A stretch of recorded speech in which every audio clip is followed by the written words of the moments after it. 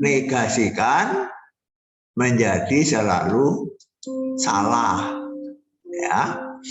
Jadi catatan, negasi dari tautologi adalah kontradiksi, negasi dari kontradiksi adalah tautologi, negasi dari kontingensi adalah kontingensi, ya, karena tetap ada yang benar, ada yang salah, ya. Oke. Contoh tautologi adalah tabel 2.10 ini, ya. Ini P atau negasi P selalu benar, ya, 2 baris karena hanya ada 1 variabel, ya. Kalau P benar, negasinya salah, P atau negasi P selalu benar. Kalau P salah, negasinya benar, P atau negasi P benar. Jadi bentuk proposisi ini, kalau P-nya disubstitusi dengan proposisi apapun juga, nilainya selalu benar. Ya, ini disebut tautologi, ya. Karena tautologi itu selalu benar, maka diberi nama, ya, merupakan kaidah atau aturan atau pedoman, ya, di ketiadaan jalan tengah, law of excluded middle. Tidak ada jalan tengah, ya, yang ada adalah benar atau salah, ya, benar atau salah. Tidak ada jalan tengah, tidak ada di tengah-tengahnya antara benar dan salah itu, ya. Kemudian ini contoh kontradiksi, ya, P dan negasi P, ya, selalu salah, ya. P dan negasi P selalu salah. Negasi dari ini, negasi dari kontradiksi ini adalah tautologi. Jadi kalau ini dinegasikan, hasilnya selalu benar, ya. Ingat ini lambang bahasa nih, ya, bukan lambang logika, lambang bahasa yang mengatakan bentuk proposisi ini nilainya selalu benar, ya. Jadi merupakan tautologi, ya, diberi nama kaidah kontradiksi, ya. Ini disebut kaidah kontradiksi. Mengapa? Karena tidak mungkin terjadi P benar dan negasinya juga benar, ya. Tidak mungkin terjadi proposisi dan negasinya kedua-duanya benar. Itu kontradiksi, ya. Lalu tabel 2.9 contoh dari kontingensi, ya. Ada yang benar, ada yang salah baris-barisnya, ya.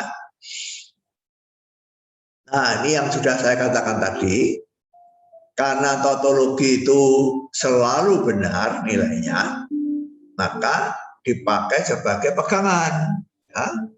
Sesuatu yang selalu benar itu biasanya kita pakai sebagai pedoman, pegangan, aturan, kaidah, ya. Nah, maka memegang peranan penting dalam logika proposisi maupun dalam matematika, ya, karena dapat berfungsi sebagai kaidah, ya.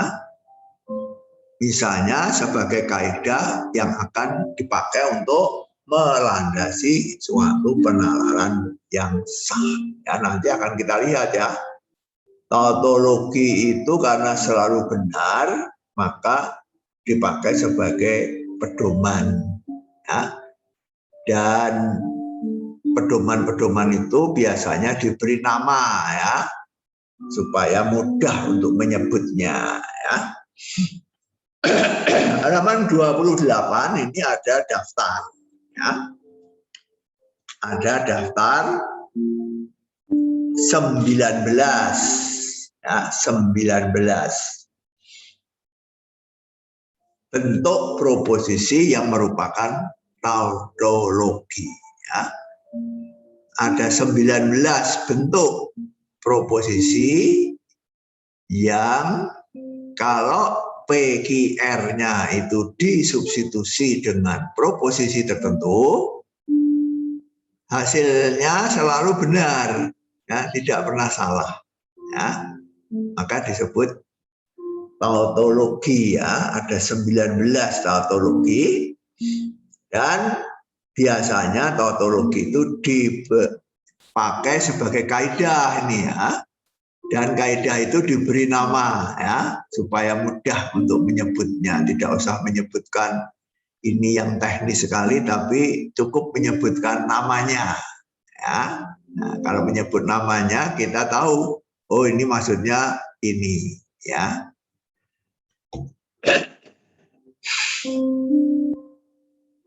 Sebelum kita lanjut, saya ingin menunjukkan beberapa koreksi salah cetak ya, supaya kamu perbaiki dalam bukumu salah cetak itu supaya tidak membingungkan dan tidak menyesatkan ya. Nomor 2 P maka Q jika dananya jika negasi Q maka negasi P ya. Ini kemarin sudah kita lihat ini adalah kontrapositif dari ini ya, maka ini disebut kaidah kontraposisi ya. Posisinya tukar tempat lalu masing-masing dinegasikan ya, negasi Q maka negasi P. Jadi ini kurang negasi ya.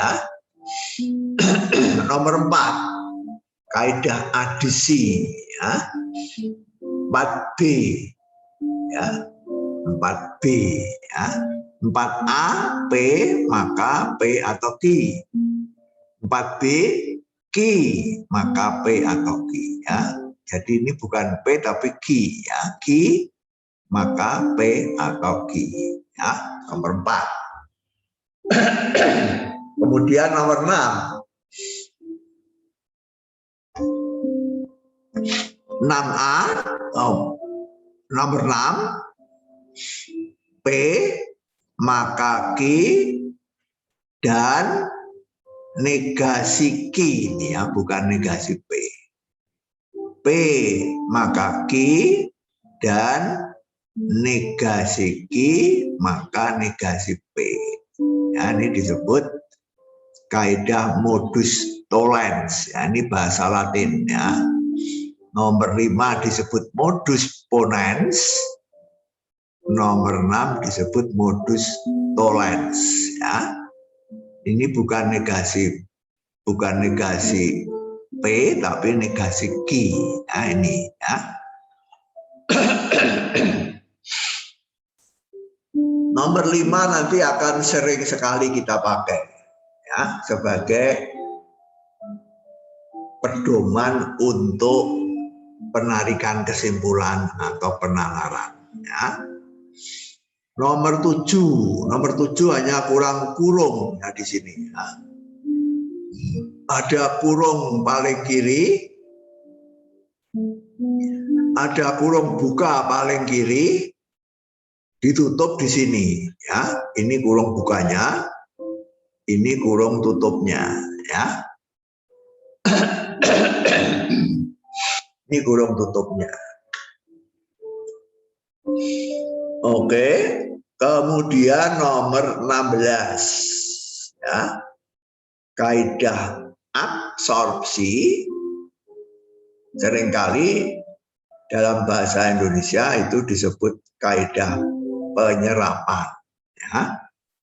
Absorb, bahasa Inggris absorb itu menyerap ya, penyerapan. Nomor 18 kurang tanda kurung tutup ya. Ini ada kurung buka di sini belah kiri, kurung tutupnya belum ditulis ya. Kurung tutupnya ada di sini ya. Ini kurung buka, ini kurung tutup ya, supaya kamu tidak bingung ya kalau membaca ini. Lalu nomor terakhir, nomor 19, ini kurang operator konjungsi ya. Antara P dan Q ada konjungsi, antara Q dan R ini sudah tanda kurung juga ada. Oh, yang kedua bukan konjungsi tapi implikasi ya. Jadi ruas kanan ini bunyinya seperti ini ya.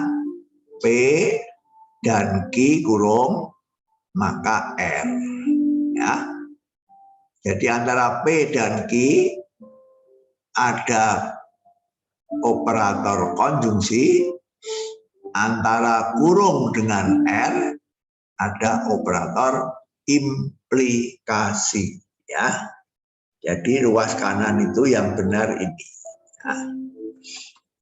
Coba kamu catat supaya kamu kalau mempelajari tidak bingung, karena di sini tidak ada kata penghubungnya, tidak ada operator logikanya ya.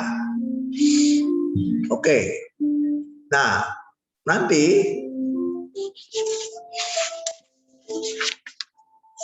di halaman 30 ya, nanti di halaman 30 kita akan mempelajari bagaimana caranya membuktikan ya. Membuktikan bahwa 19 bentuk proposisi ini adalah tautologi ya. Artinya kita harus membuktikan bahwa 19 bentuk ini selalu bernilai benar ya. Tidak pernah salah, tidak pernah ada yang benar, ada yang salah. Selalu benar. Harus dibuktikan ya, harus dibuktikan, tidak boleh diterima begitu saja ya, harus dibuktikan bahwa selalu benar. Nah, nanti halaman 30 sesudah ini kita akan mempelajari ya, ada 3 cara untuk membuktikan bahwa suatu bentuk proposisi itu adalah tautologi ya. Nah, sebelum kita sampai ke halaman 30, ada beberapa catatan terlebih dahulu ya. Pertama, halaman 29, prinsip dualitas. Apa itu prinsip dualitas ya?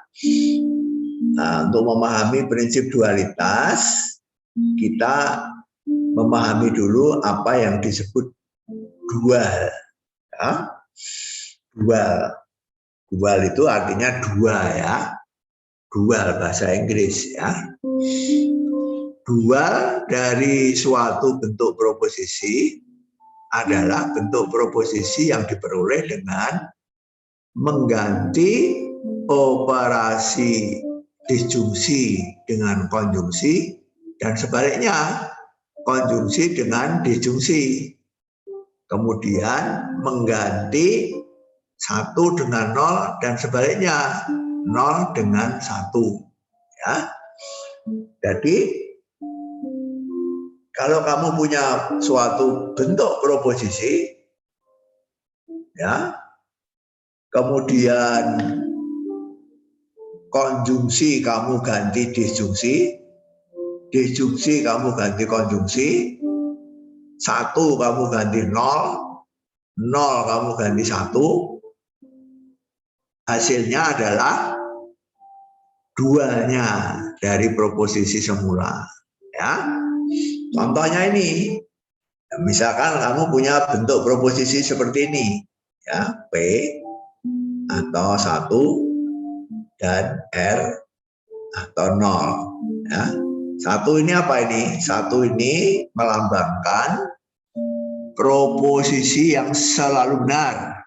Ya. 0 ini melambangkan proposisi yang selalu salah. Ya.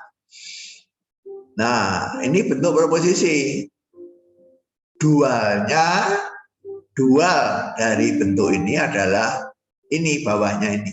Ya. P-nya tetap, disjungsi diganti konjungsi, 1 diganti 0, konjungsi diganti disjungsi, R-nya tetap, disjungsi diganti konjungsi, 0 diganti 1. Ya.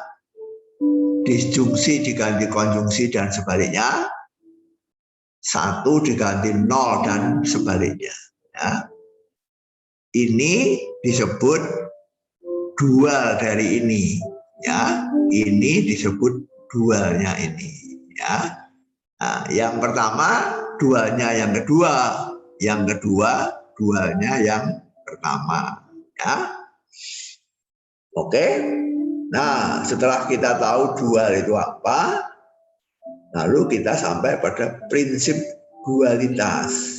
Nah, prinsip dualitas adalah prinsip yang mengatakan bahwa nilai kebenaran, nah ini tadi urusan sintaktik ya, urusan sintaktik. Ya. Sekarang kita masuk ke urusan semantik, ya, nilai kebenaran. Ya. Nilai kebenaran dari bentuk proposisi dan dualnya adalah sama. Ya. Ini dan ini nilai kebenarannya sama. Ya. Misalkan ini adalah tautologi, ini juga tautologi. Misalkan ini adalah kontradiksi, ini juga kontradiksi.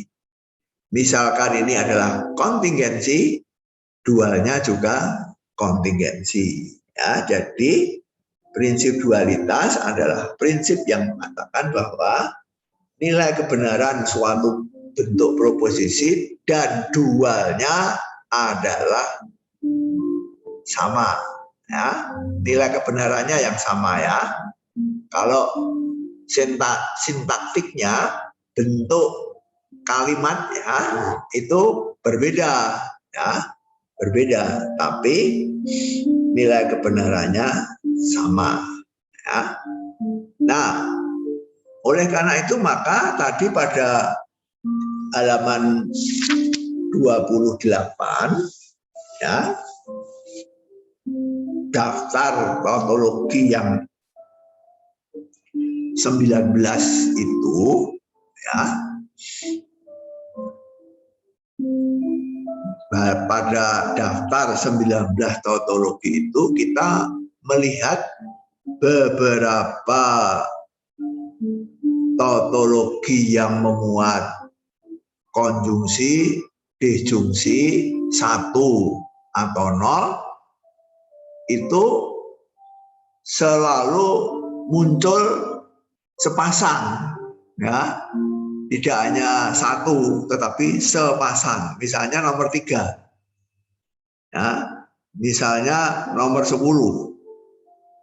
misalnya nomor 11, 12, 13, 14, 15, 16, 17 ya, sepasang-sepasang kan.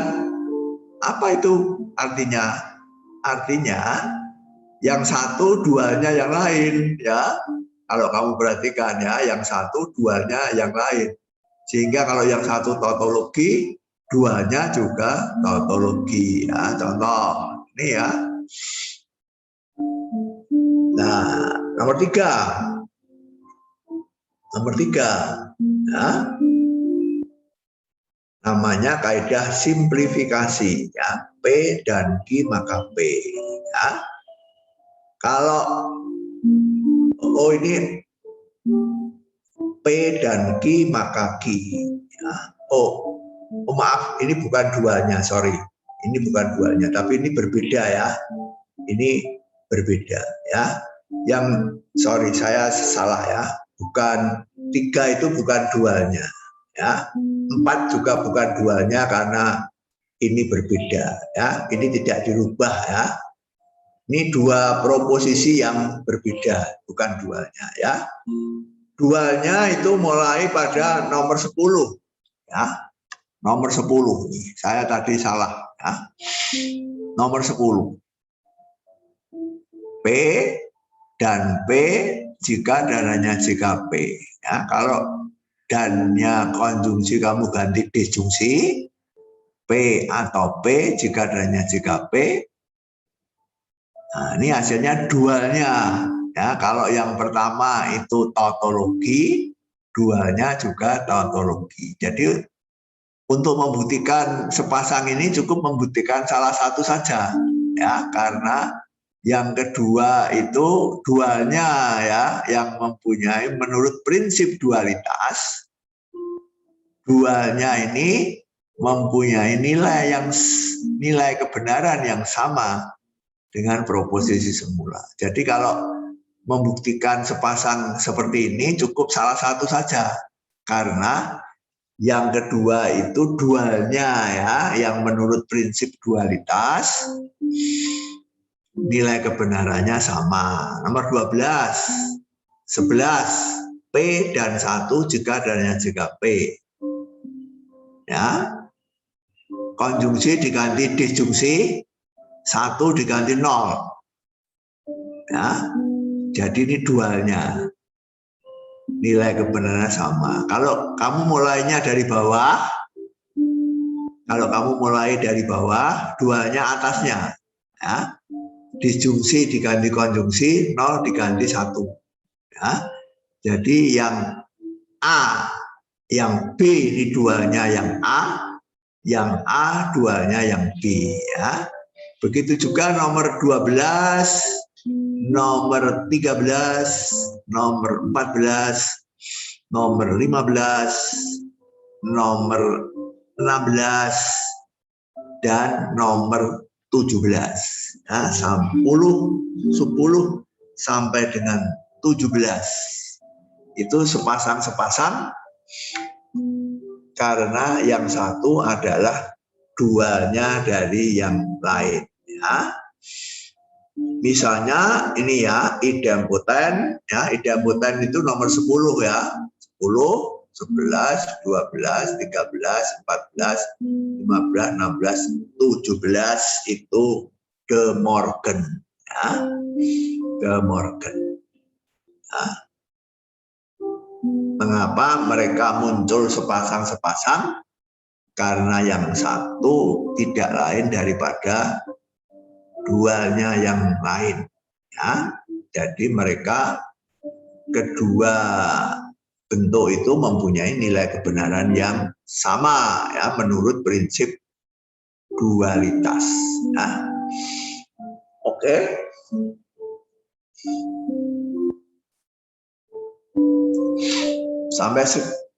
Sampai segini dulu. Apakah ada yang mau bertanya? Silahkan sebelum saya lanjut.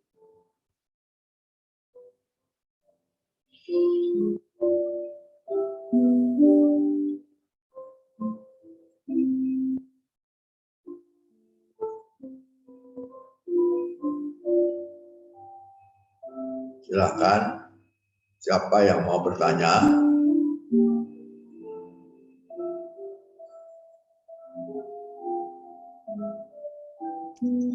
Romo, saya mau bertanya. Marcelia, silakan.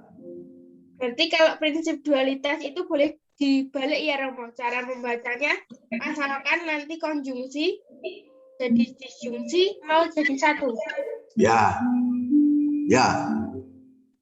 Terima kasih Romo. Jadi konjungsi kamu setiap kali ada konjungsi kamu ganti disjungsi. Kalau ada disjungsi kamu ganti konjungsi. Harus sebaliknya ya. Jadi jangan hanya konjungsi diganti disjungsi, tetapi juga disjungsi harus diganti konjungsi. Ya. Jangan hanya 1 diganti 0, tetapi 0 juga harus diganti 1. Ya. Jadi dua itu ya menghasilkan dualnya ya.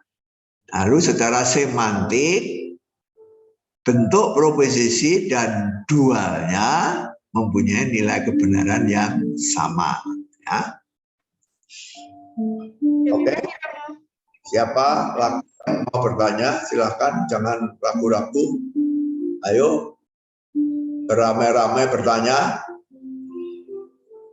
Ramai-ramai bertanya, ayo silahkan.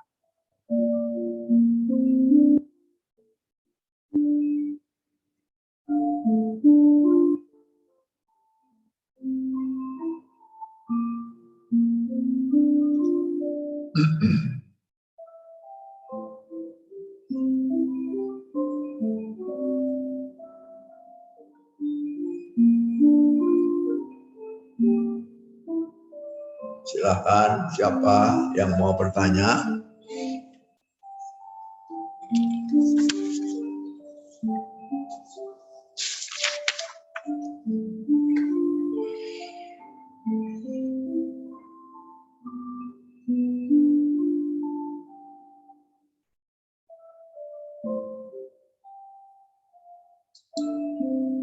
Oke.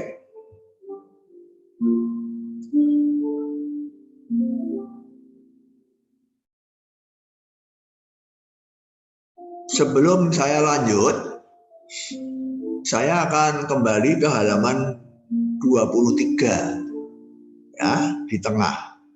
Halaman 23. Di sana kita membaca dua proposisi P dan Q dinyatakan ekivalen atau setara dengan lambang P, lalu strip 3 itu ya, garis mendatar 3 buah seperti sama dengan tapi stripnya 3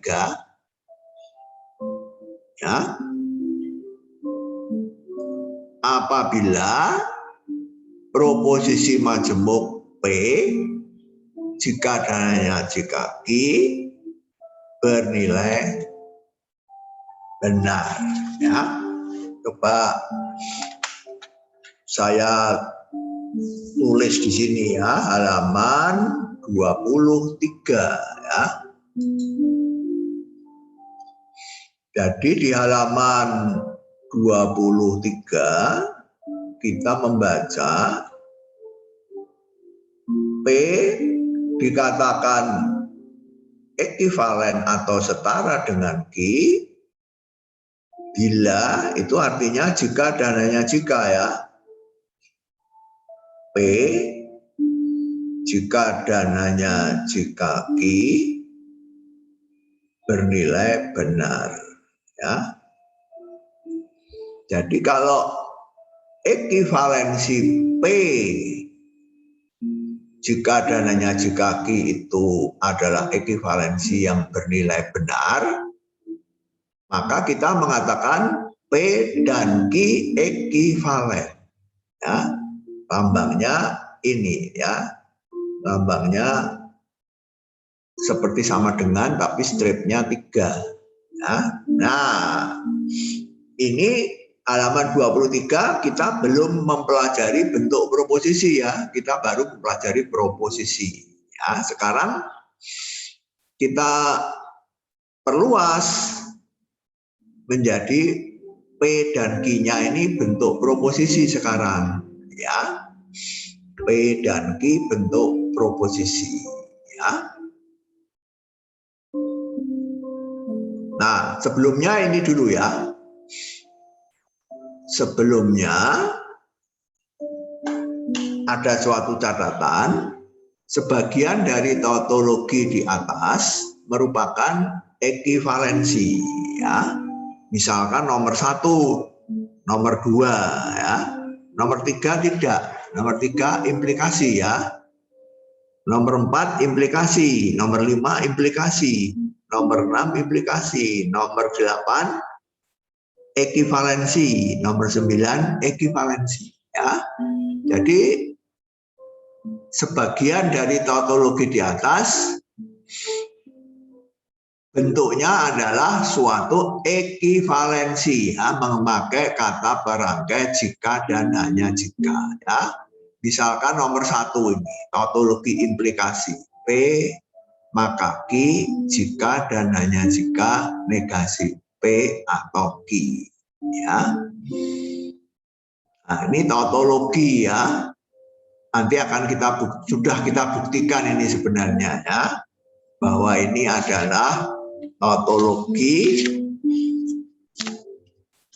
Sebenarnya sudah kita buktikan pada halaman 23 ya, tabel 2.7 ya, 2.7 itu sudah ada di sana ya.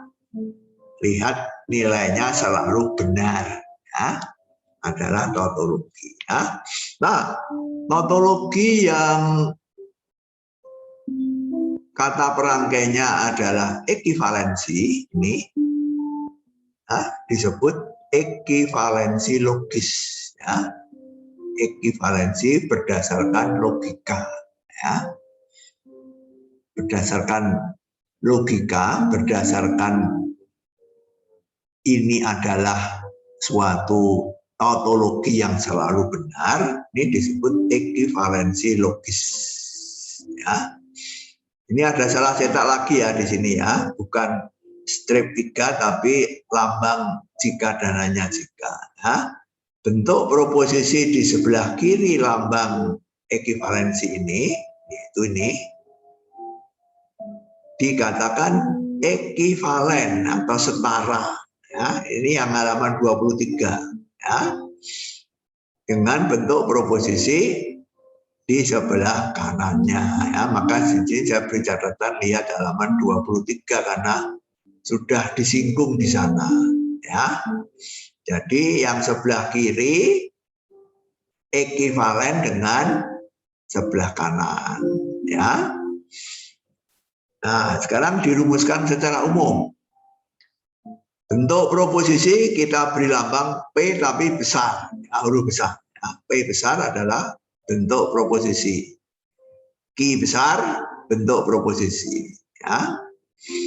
Nah, bentuk proposisi P dan Q dikatakan ekivalen dengan lambang ini, persis halaman 23 ya.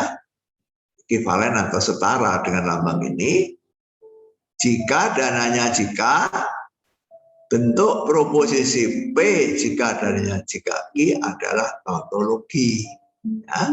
Ini tidak lain daripada ini ya, P ekivalen dengan Q jika dan hanya jika P jika dan hanya jika Q benar ya. Kalau sekarang ini kita ganti bentuk proposisi P ekivalen dengan bentuk proposisi Q jika dan hanya jika bentuk P jika dan hanya jika Q adalah tautologi ya. Kalau selalu benar berarti dia merupakan tautologi ya.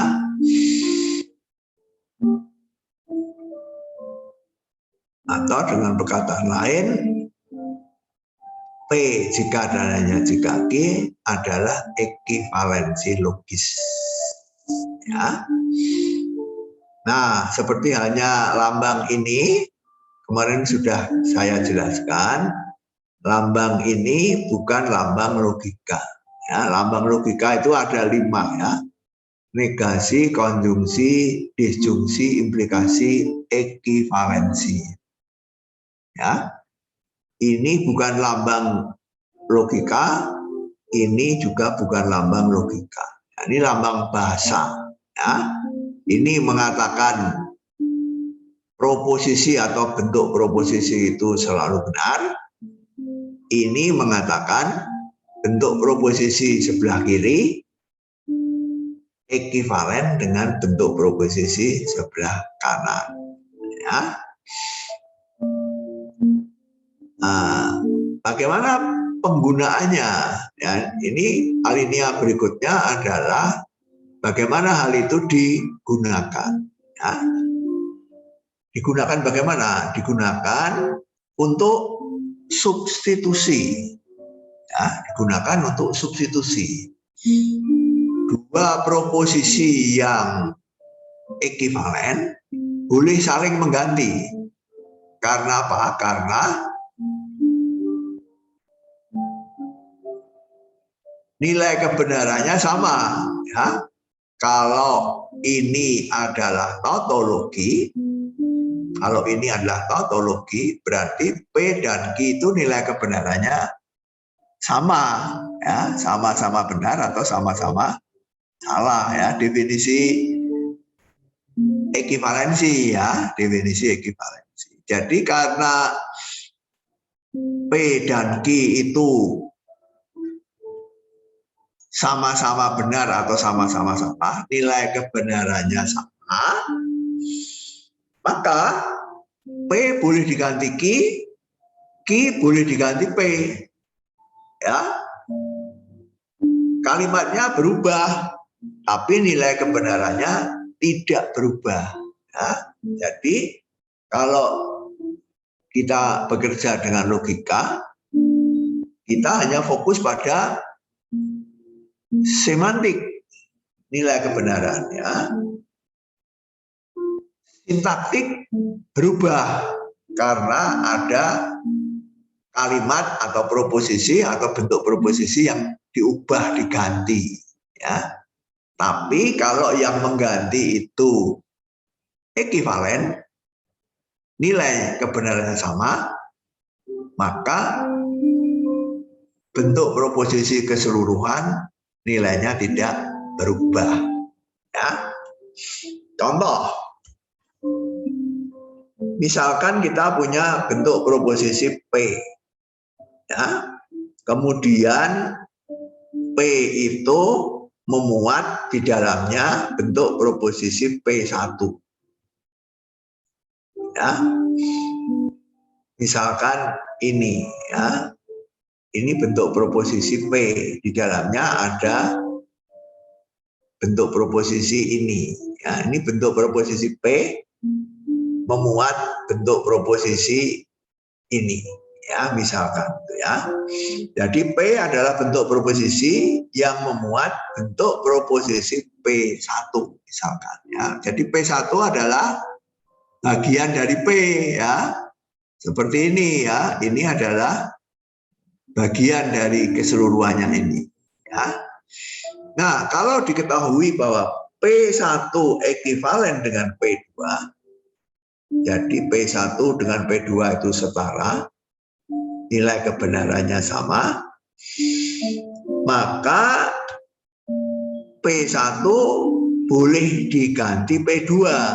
Ya, jika P1 di dalam P itu diganti P2 yang nilai kebenarannya sama, maka diperoleh bentuk baru, ya.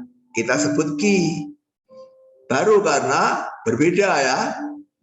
Ada kalimat yang ada proposisi yang diganti yang lain, ya. Nah, tetapi Q ini, proposisi yang baru ini setelah diganti tetap ekivalen dengan P, ya, tetap mempunyai nilai kebenaran yang sama dengan P, ya.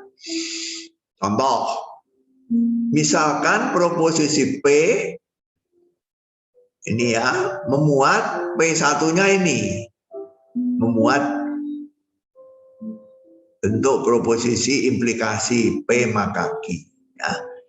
Apabila P maka Q diganti dengan proposisi lain, yaitu negasi P atau Q, ya, menurut nomor 1 ini dengan ini setara, ya, karena ini adalah tautologi, maka kiri ekivalen dengan kanan, ya. Jadi kalau kiri kita ganti kanan, ya, kalau kiri P maka Q kita ganti kanan, negasi P atau Q, maka diperoleh bentuk proposisi baru Q, tetapi Q-nya itu tetap ekivalen dengan P. Ya, ini penting sekali karena nanti sering kita pakai, Ya. Jadi nanti dalam membuktikan tautologi itu kita akan sering menggunakan ini, ya. Suatu bentuk proposisi kita ganti bentuk yang lain, tapi tidak boleh sembarangan ya menggantinya. Menggantinya harus dengan bentuk proposisi yang ekivalen. Ya. P1 kita ganti dengan P2, tapi P2-nya tidak boleh sembarangan. P2-nya harus bentuk yang ekivalen dengan P1. Ya, nanti hasilnya bentuk proposisi baru yang tetap ekivalen dengan yang lama. Ya. Contoh, modus ponens ini nomor 5 ya dari halaman 28 ya, modus ponens. Ya. Modus ponens ini tautologi ya, selalu benar ini ya menurut nomor 5 halaman 28 ya. P maka Q dan P maka Q ya. Nah ini yang tadi saya sebut bentuk P besar ya.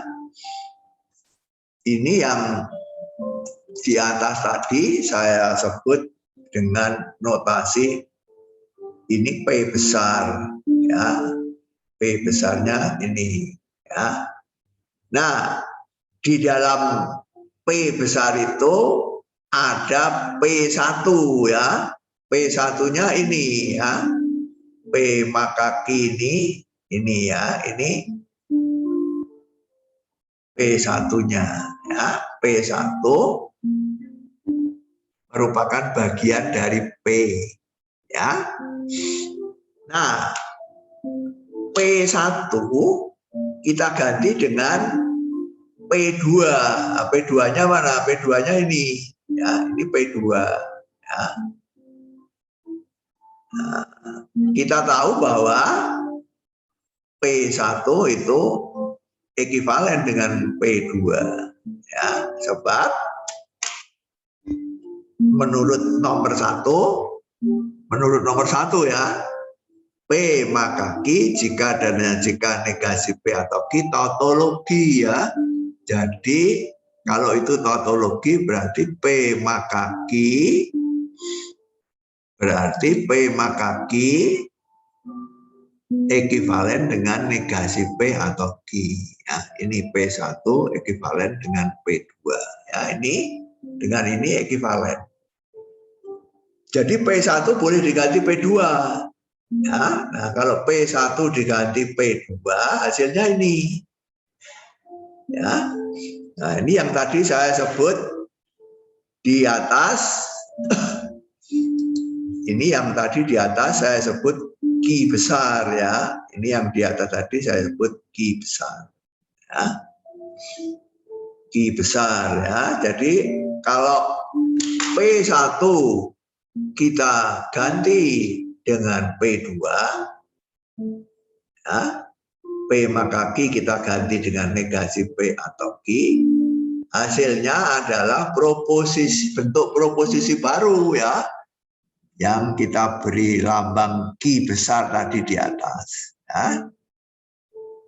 Tetapi meskipun Q ini secara sintaktik berbeda dengan P, secara semantik Q mempunyai nilai kebenaran yang sama dengan P atau Q nia Q ekivalen dengan P ya. Jadi yang bawah sendiri ini adik, yang bawah sendiri ini tadi di atas ditulis P besar ekivalen dengan Q besar ya, di atas tadi ya. Jadi kalau P memuat P1, P1-nya kita ganti dengan P2 yang ekivalen dengan P1, maka akan dihasilkan bentuk baru Q besar yang ekivalen dengan P besar semula. Itu yang diterangkan pada alinea terakhir. Ya.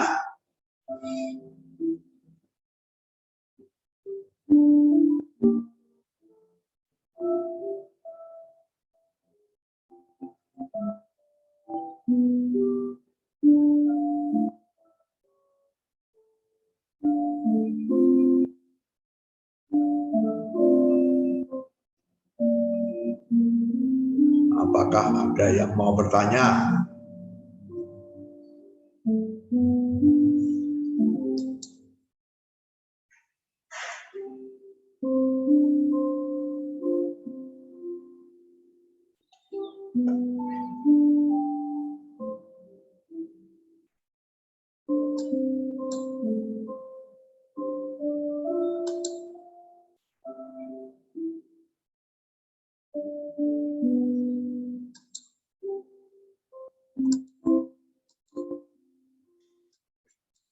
Ya, sebelum kita lanjutkan, siapa yang mau bertanya? Silakan.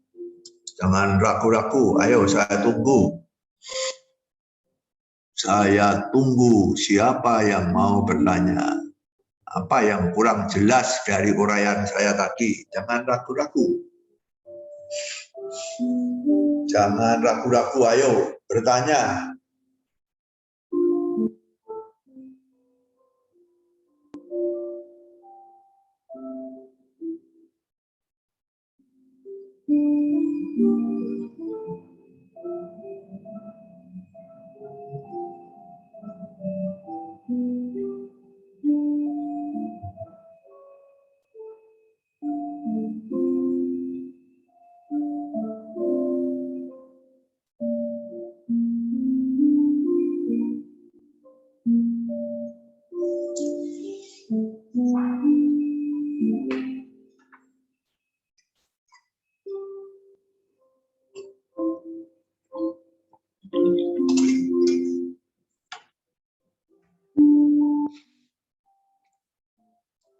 Siapa mau bertanya?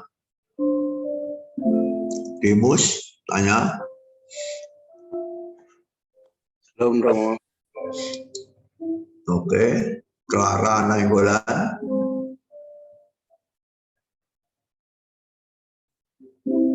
Belum ada, Romo. Mutiara Trisnawati. Belum, Romo. Angela Wima. Belum, Romo. Marta Pramesti.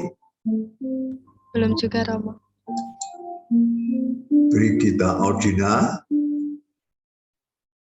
Jauh ini masih paham, Romo. Mungkin nanti kalau nggak paham baru bertanya. William. Belum ada, Romo.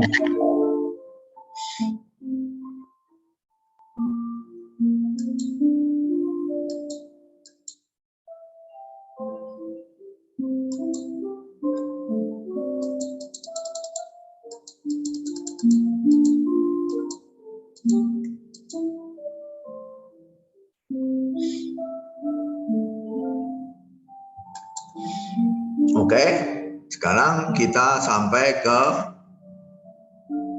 bagian yang penting untuk membuktikan halaman 28 ya. Tadi saya hanya mengatakan halaman 28 ada 19 bentuk proposisi yang merupakan tautologi selalu benar ya. Nah, pertanyaannya adalah bagaimana membuktikan bahwa 19 itu selalu benar ya. Jangan hanya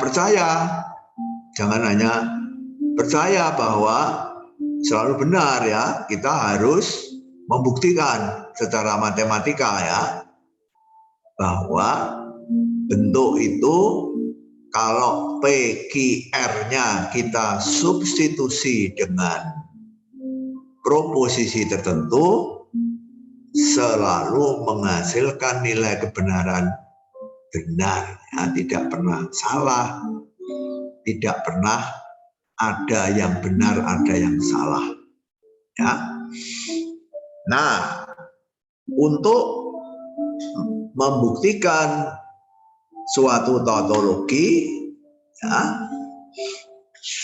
di halaman 30 ini saya memberikan 3 cara, ya.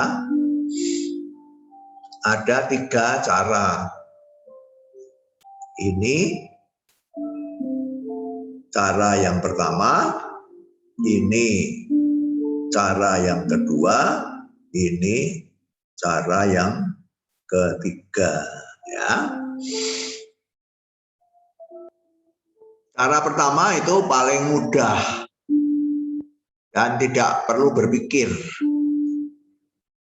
Hanya otomatis saja, yaitu menggunakan apa yang disebut tabel kebenaran, ya, menggunakan tabel kebenaran. Ya.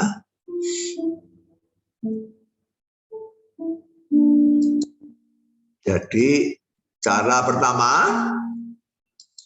adalah cara menggunakan tabel kebenaran, ya. Selalu paling mudah ini, ya. Contoh yang sudah kita lihat, ya, di depan adalah ada beberapa yang sudah kita lihat, halaman 23, ya. Tabel 2.7. Ya. Nah, itu kolom terakhir menghasilkan nilai 1 semua, ya. Jadi itu tautologi, ya, selalu benar. Kemudian halaman 24, ya, halaman 24,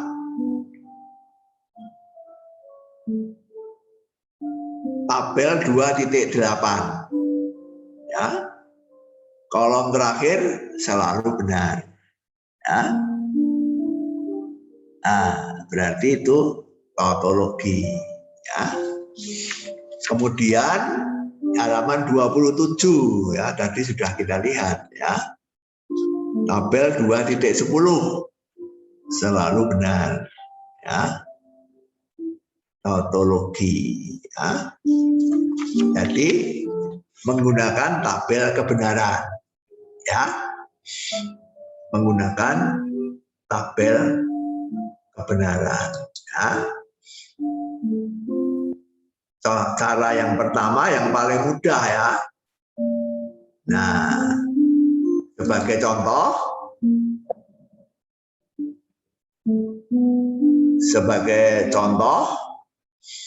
contoh 2.3, tautologi simplifikasi nomor 3, ya, halaman 28 nomor 3, ya. P dan Q maka P, ya, P dan Q maka P. Membuktikan bahwa ini tautologi dengan cara pertama menggunakan tabel kebenaran, ya. Nah, karena di sini ada 2, kalau menyusun tabel hati-hati, ya. Dihitung dulu berapa variabelnya. Kalau variabelnya hanya 1, tabelnya 2 baris, ya, seperti pada contoh tabel 2.10, ya. Kalau variabelnya ada 2, tabelnya 2/2 yaitu 4, ya. Tabel 2.7 dan 2.8, ya. Nah, di sini ada 2 variabel P dan Q, ya. Jadi tabelnya 4 baris, ya, 4 baris. P benar, Q benar, P benar, Q salah, P salah, Q benar, P salah, Q salah. Ya. Kemudian kita hitung dulu konjungsi ini ya, P dan Q. Nah, konjungsi P dan Q benar-benar benar, benar salah, salah, salah benar, salah, salah, salah. Definisi konjungsi ini ya. Kemudian implikasi. Nih ya, implikasi antecedennya kolom ketiga. Ingat ya, antecedennya kolom ketiga, konsekuennya kolom pertama. Nah, antecedennya ini, konsekuennya ini. Ya, jadi 1, 1, 1, 0, 1, 1, 0, 0, 1, 0, 0, 1.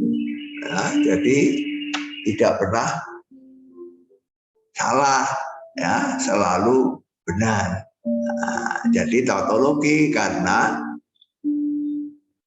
bentuk ini kalau P dan Q-nya kita substitusi dengan proposisi yang benar ataupun yang salah, selalu menghasilkan nilai kebenaran benar. Ya, ini cara yang paling mudah ya, cara yang paling mudah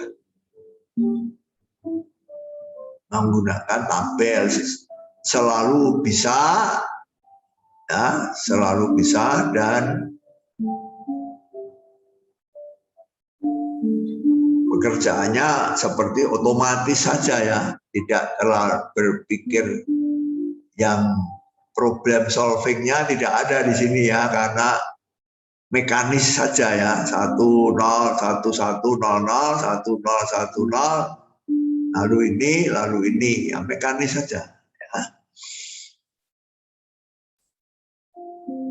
Nah, itu cara pertama. Nah, cara kedua dan ketiga ini yang lebih menarik karena kita menggunakan metode aljabar, ya, menggunakan metode aljabar, ya. Nah, kalau misalnya kamu masih ingat ya metode aljabar itu bagaimana?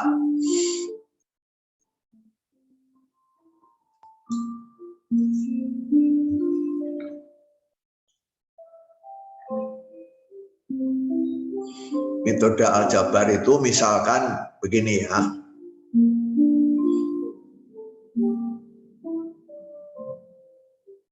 X kuadrat min 3x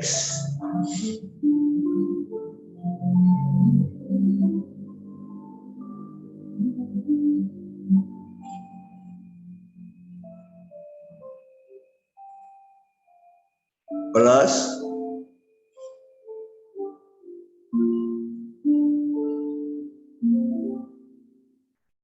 2 sama dengan 0. Ya, ini aljabar SMP atau SMA. Ya. Kamu mempunyai persamaan kuadrat x kuadrat min 3x plus 2 sama dengan 0. Lalu kamu disuruh mencari x-nya. Berapa x-nya yang memenuhi persamaan itu?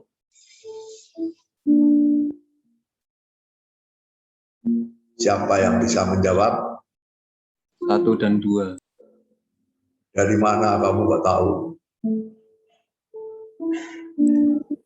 X min 2 kali X min 1. Oh. Jadi kamu mengubah ini menjadi X min 2 kali X min 1 begini. Iya. Ya. Nah, ini berarti apa? Berarti kamu itu mengubah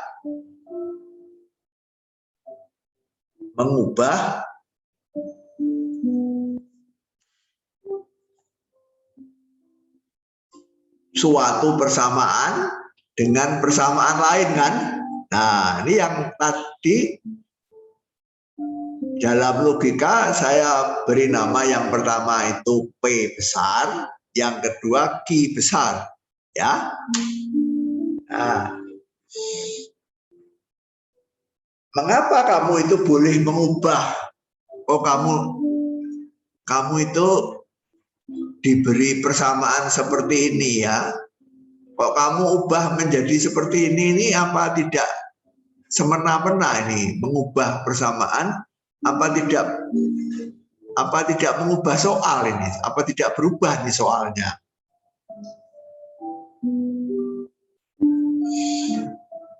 Jawab.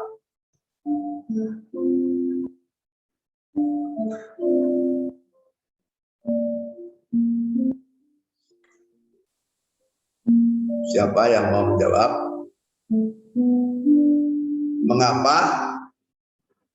Mengapa kamu boleh mengubah dari atas itu menjadi bawahnya? Mengapa? Siapa yang tahu? Karena kedua bentuk itu ekivalen, Romo. Ya, karena bentuk sebelah kiri ini, ya, bentuk sebelah kiri ini dengan bentuk sebelah kiri yang atas dengan bentuk sebelah kiri yang bawah ekivalen, ya, mempunyai nilai yang sama.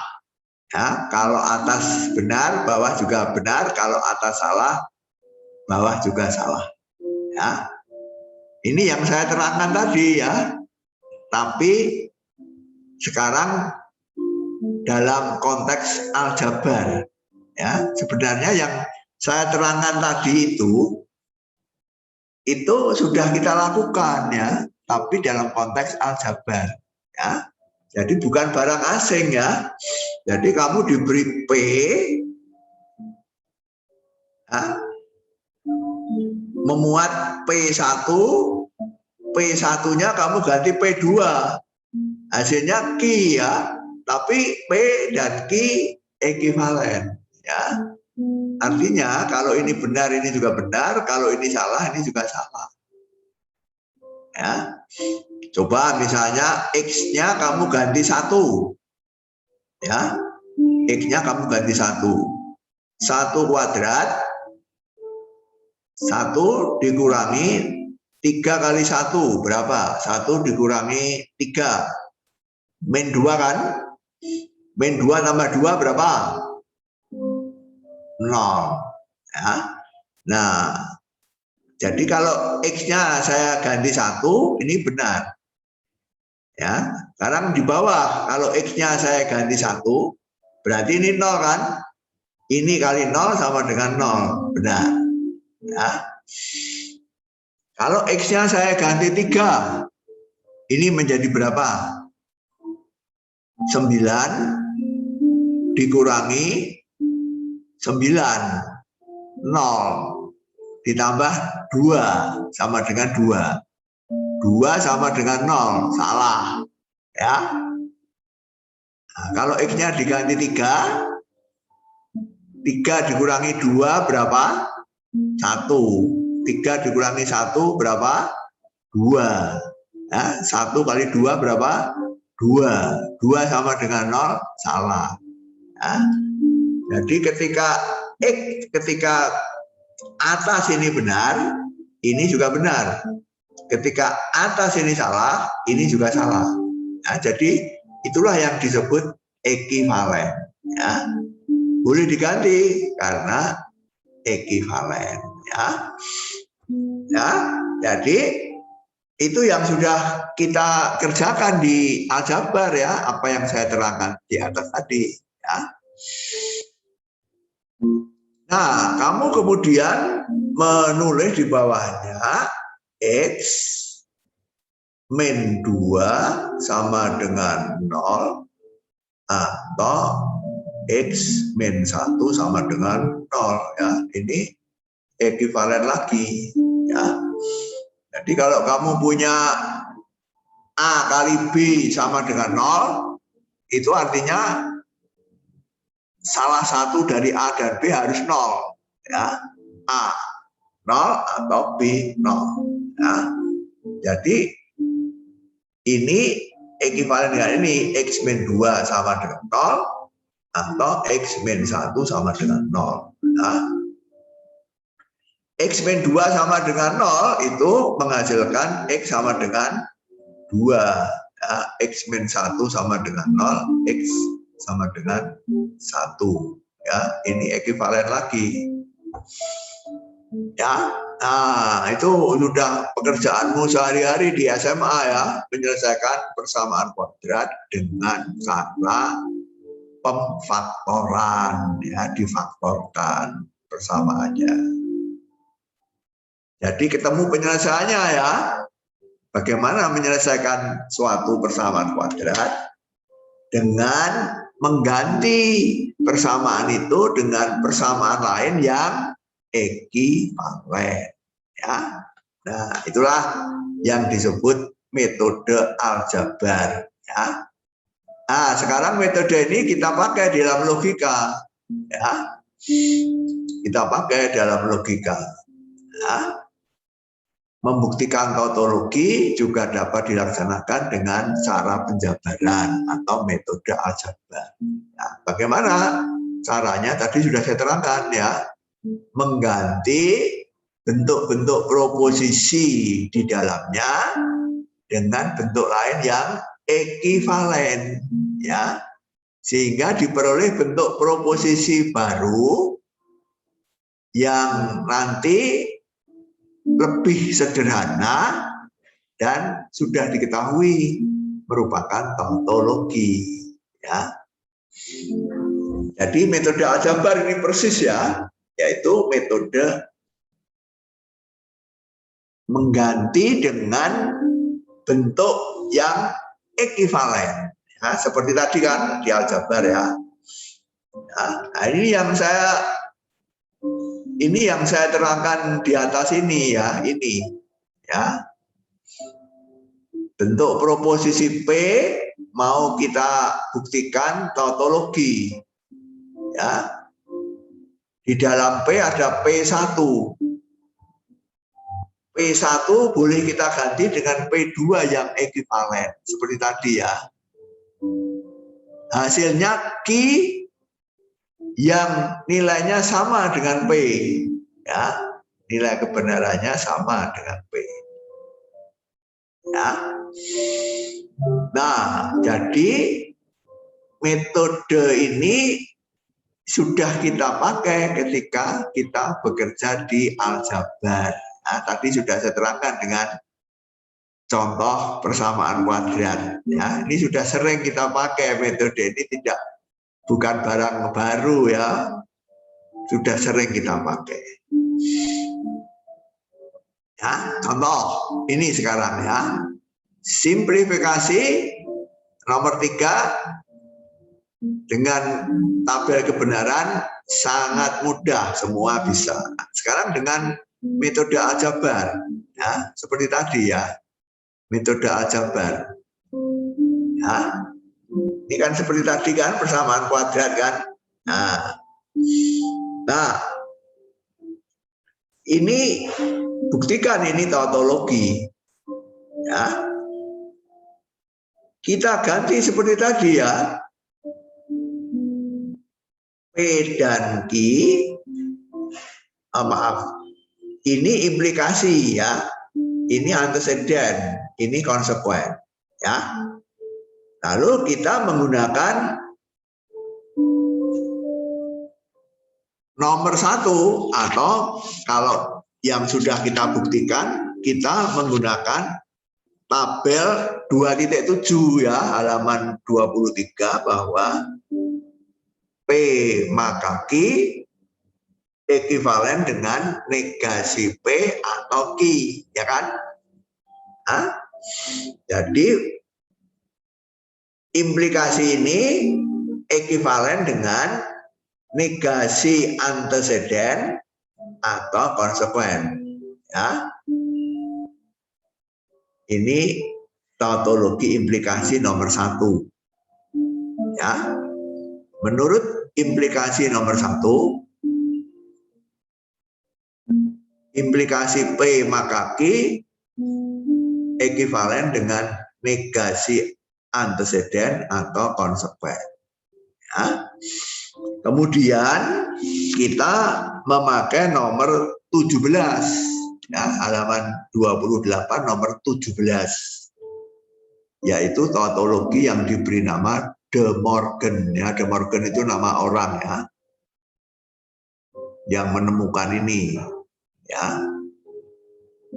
Nah, menurut nomor 17, yang A, negasi P dan Q ekivalen dengan negasi P atau negasi Q. Ya. Jadi negasi P dan Q kita ganti dengan yang ekivalen ya, negasi P atau negasi Q. Ya. Nomor 17. Ya. Kemudian kita menggunakan nomor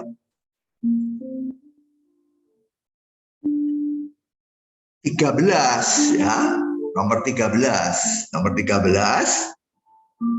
mengatakan P dan Q ekivalen dengan Q dan P, komutatif namanya. Boleh ditukar tempat ya. Jadi kalau P atau Q ekivalen dengan Q atau P ya. Jadi kita menggunakan nomor 13B ya.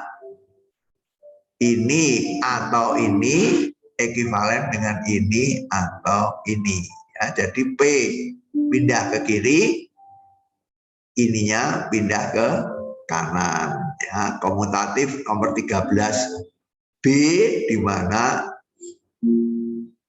operasinya operasi disjungsi ya. Kemudian kita memakai nomor 14 ya. 14 itu disebut asosiatif ya. Asosiatif itu pengelompokan ya.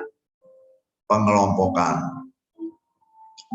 Pengelompokan itu boleh kita ubah kalau operasinya ini sama ya. Jadi nomor 14B ya, P atau Q atau R ekivalen dengan P atau Q kurung atau R ya. Jadi kurungnya boleh kita geser ke kiri, tetap ekivalen ya.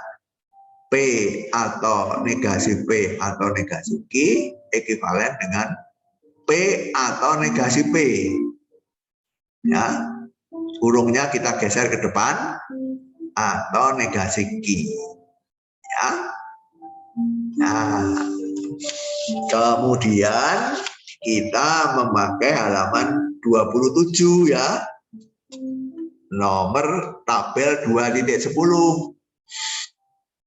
yaitu kaidah ketiadaan jalan tengah ya. Pada tabel 2.10 P atau negasi P nilainya selalu benar ya. Proposisi yang bentuk proposisi yang nilainya selalu benar boleh kita lambangkan dengan 1 ya. 1 ini apa? 1 ini adalah bentuk proposisi yang selalu benar ya, menurut tabel 2.10 ya. Kemudian kita memakai nomor 12 ya. Nomor 12 ada tautologi yang namanya dominasi ya, 12B ya. P atau 1 ekivalen dengan 1 ya. Padahal P atau 1 ekivalen dengan 1 atau P ya. Jadi 1 atau negasi Q ekivalen dengan 1 ya, menurut nomor 12 ya. Dominasi namanya ya. Nah, jadi ini ekivalen dengan ini, ekivalen dengan ini, ekivalen dengan ini, ekivalen dengan ini, ekivalen dengan ini, ekivalen dengan ini Jadi ini ekivalen dengan 1. Artinya apa? Selalu benar. Ya. Jadi dengan demikian terbukti bahwa bentuk proposisi ini merupakan tautologi. Nah, inilah aljabar logika namanya ya. Enak sekali kan? Kamu merasa at home di sini karena sudah belajar seperti ini ketika di aljabar. Ya, hanya ketika di aljabar kita menggunakan variabel numerik ya, x, y, z. Kalau di sini kita menggunakan variabel proposisi p, q, r ya.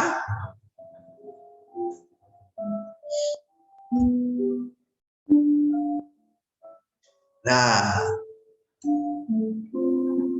ini cara kedua ya.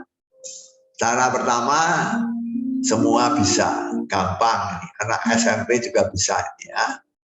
Cara kedua ini yang lebih problem solving ya, lebih menantang ya.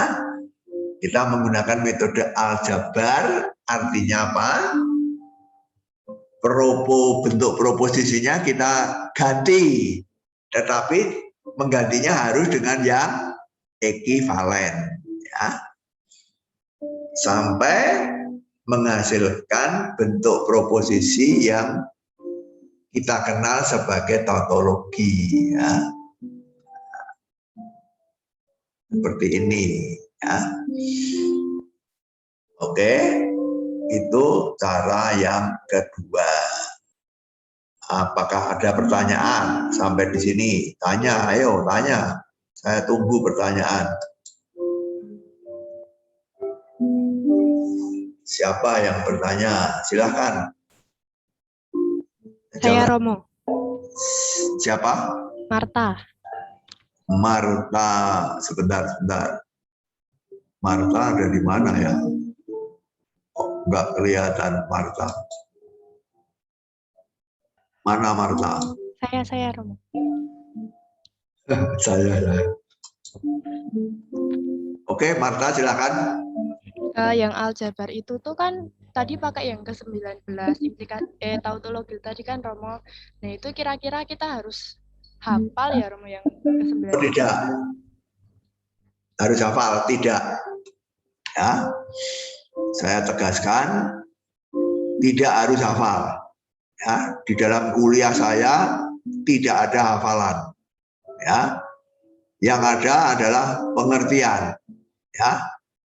Nah, jadi misalnya nanti kalau kamu ujian, kamu boleh membuka buku. Ya, tidak harus hafal ya. Kalau ujian nanti kamu boleh membuka halaman 28. Ya. Tidak harus dihafalkan. Jangan dihafalkan. Ya. Tapi harus ngerti. Pengertian itu yang lebih penting ya, bukan hafalan. Ya. Jadi kamu nanti kalau mengerjakan ini atau di rumah atau di ujian, ya kamu boleh membuka halaman 28, mencari ya mana yang akan kamu pakai untuk mengganti suatu bentuk dengan bentuk lain yang ekivalen. Ya. Begitu, Marta? Oh ya, baik Romo. Ayo, lainnya siapa mau bertanya lagi? Romo, saya ingin bertanya, Romo. Siapa? Justin. Justin, silakan. Kalau misalnya di aljabar itu kan substitusinya itu bisa lebih dari satu kemungkinan. Tapi yang penting hasil akhirnya itu terbukti sama gitu. Misalnya kita mau menyelesaikan suatu masalah. Kalau di logika ini kayak gitu juga enggak? Iya, boleh. Jadi substitusinya boleh bisa terjadi bervariasi ya. Pekerjaanmu dengan pekerjaan temanmu mungkin mensubstitusinya tidak sama ya. Tapi nanti harus menghasilkan bentuk yang selalu benar. Itu saja. Caranya mensubstitusi tidak harus sama ya, tidak harus tertentu ya, bisa berbagai macam cara ya. Tapi hasil akhirnya harus suatu bentuk yang selalu benar, begitu ya. Nanti kalau kamu mengerjakan soal, temanmu juga mengerjakan soal, mungkin cara mensubstitusi kamu dengan temanmu berbeda. Ya, tidak masalah. Ya, yang penting hasil akhirnya harus bentuk yang selalu benar. Itu ya, Justin. Iya, Romo.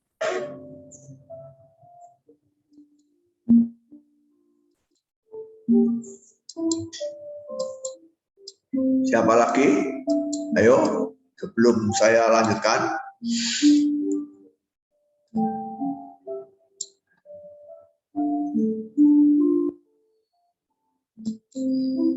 Oke, sekarang cara ketiga.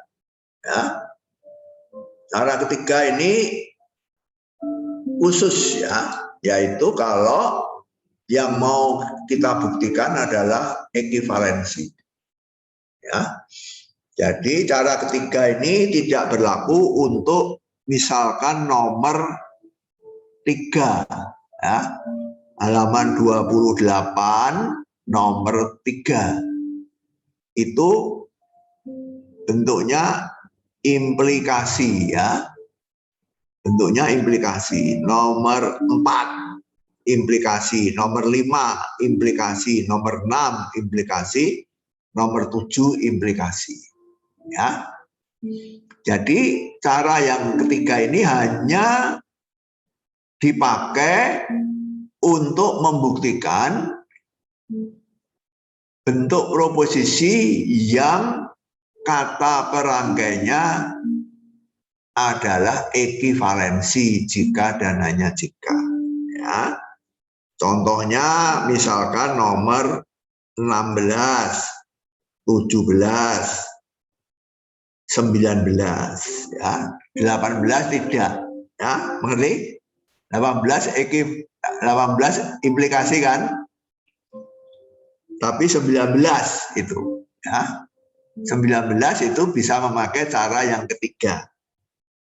Kalau 18 itu harus memakai cara yang kedua. Ya. 18 itu memakai cara yang kedua. Ya. 19 itu memakai cara yang ketiga karena ekivalensi. Nah, kalau ekivalensi caranya lebih sederhana, yaitu bagaimana caranya? Pembuktiannya dilaksanakan dengan menjabarkannya. Jadi ini tetap metode penjabaran. Bentuk ruas kiri dari lambang ekivalensi dijabarkan sampai diperoleh bentuk ruas kanan. Begitu ya. Jadi kamu menjabarkan salah satu ruas sampai diperoleh ruas yang lain. Ya. Tidak dijabarkan seperti metode kedua ini. Ya, kalau metode cara kedua yang dijabarkan seluruh bentuk ya. Kalau cara ketiga yang dijabarkan hanya salah satu ruas. Ruas kiri dijabarkan sehingga diperoleh ruas kanan. Ya, contoh hal nomor 16 ya. Absorpsi nomor 16 ya. Nah, ini ekivalensi ya. Ini kalau dikerjakan dengan cara kedua bisa, tapi panjang sekali. Nah, dengan cara ketiga lebih mudah ya. Karena ini ekivalensi, jadi ruas kiri kita jabarkan sampai memperoleh ruas kanan. Ya. Oke. Kalau cara pertama mudah ya. Cara pertama tabel kebenaran. Ya, ada 2 variabel jadi 4 baris ya. Nilainya selalu 1. Jadi tautologi ya. Ini menggunakan cara tabel. Sekarang cara penjabaran, ya. Nah, karena ini adalah ekivalensi, yang kita jabarkan ruas kiri saja, ya, ruas kiri P dan P atau Q, ya. P dan P atau Q. Ruas kiri ini ya, kita jabarkan seperti tadi ya, substitusi ya. Nah, langkah pertama, kita menggunakan nomor 11. Nomor 11 itu mengatakan 11B P atau 0 jika dan hanya jika P. Jadi P atau 0 dengan P itu ekivalen. Ya. P boleh diganti P atau 0, P atau 0 boleh diganti P. Ini tadi sudah saya terangkan. Ya, jadi P kita ganti P atau 0. Ya, dengan menggunakan nomor 11, ya, identitas namanya, ya, identitas. P kita ganti dengan P atau 0, ya, ekivalen. Kita ganti dengan yang ekivalen ya, jangan lupa. Kemudian kita memakai nomor 15, ya, nomor 15 distributif, ya, nomor 15 yang B, ya, 15B. P atau Q dan R ekivalen dengan P atau Q dan P atau R. Ya, jadi P atau 0 dan P atau Q, P atau 0 dan P atau Q, menurut nomor 15 ekivalen dengan P atau 0 dan Q, ya, 15 B, ya, P atau 0 dan Q, ya. Kemudian kita memakai nomor 12, ya, dominasi 12A itu mengatakan P dan 0 ekivalen dengan 0. Jadi P dan 0 itu kontradiksi ya, selalu 0 nilainya. P dan 0, nah sebenarnya kita memakai nomor 12 dan nomor 13 komutatif ya. P dan 0, 0 dan P itu ekivalen. Jadi 0 dan Q menurut nomor 12 ekivalen dengan 0, selalu salah. Kontradiksi ini ya. Kemudian kita memakai nomor 11 ya. Kita memakai nomor 11 yaitu identitas P atau 0 ekivalen dengan P ya. P atau 0 ekivalen dengan P. Nah, P ini ruas kanan ya. Jadi ini ruas kiri, ini ruas kanan. Ini ekivalen ini, ekivalen ini, ekivalen ini, ekivalen ini. Jadi ini ekivalen P. Kalau ini ekivalen P, berarti ini jika dan hanya jika P selalu benar atau tautologi. Ya. Jadi di sini jangan lupa yang tadi didefinisikan di atas, ya, yang tadi didefinisikan di atas, ya, saya tulis lagi di sini. P besar ini bentuk proposisi ya, ekivalen dengan Q besar jika dan hanya jika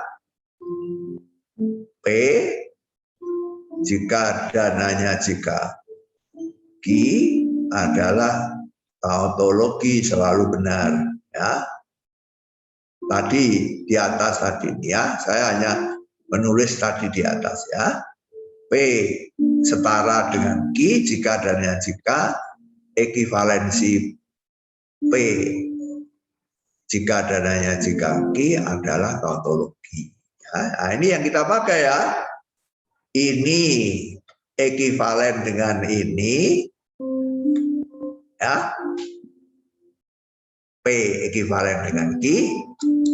Berarti apa? Berarti ekivalensi ini P dan P atau P jika dan jika P adalah tautologi. Nah, tuh.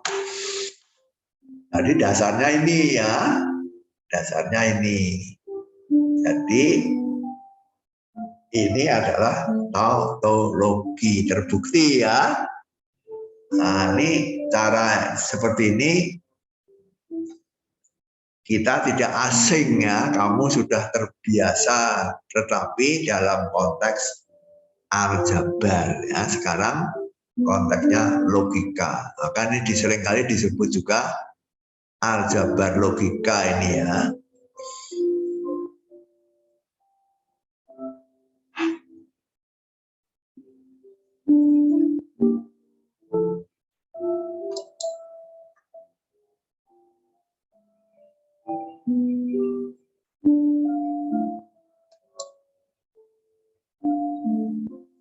Siapa mau bertanya? Silakan. Siapa bertanya? Pauline Prima.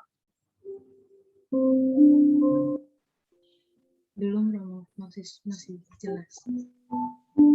Lucia Grandita. Untuk saat ini belum Romo. Julie Turnip. Belum Romo. Siapa mau bertanya? Silakan. Sudah jelas atau belum? Apa yang belum jelas? Tanyakan, ayo. Jadi ada 3 cara ya. Cara pertama itu paling mudah, menggunakan tabel kebenaran. Cara kedua itu cara penjabaran, ya, dengan menjabarkan seluruh bentuk proposisi sampai menjadi bentuk yang sederhana yang sudah dikenal sebagai tautologi. Nah, cara ketiga khusus ya untuk bentuk proposisi yang bentuknya ekivalensi ya. Nah, kalau bentuknya ekivalensi, kita menjabarkannya lebih ringan karena yang kita jabarkan hanya salah satu ruas. Ruas kiri menghasilkan ruas kanan, boleh juga ruas kanan menghasilkan ruas kiri. Ya.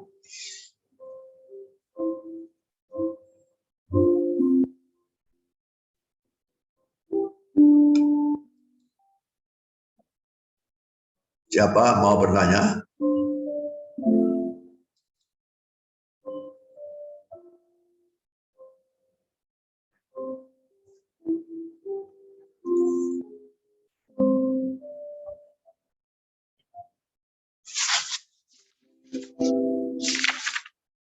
Oke. Besok Rabu kita akan kembali ke halaman 28 ya. Untuk mencoba membuktikan 28 itu sebagai tautologi dengan metode yang sudah kita pelajari ya.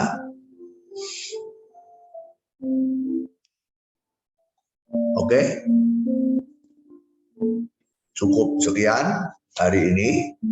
Sampai ketemu lagi besok hari Rabu jam 9. Terima kasih atas perhatiannya. Sampai ketemu lagi.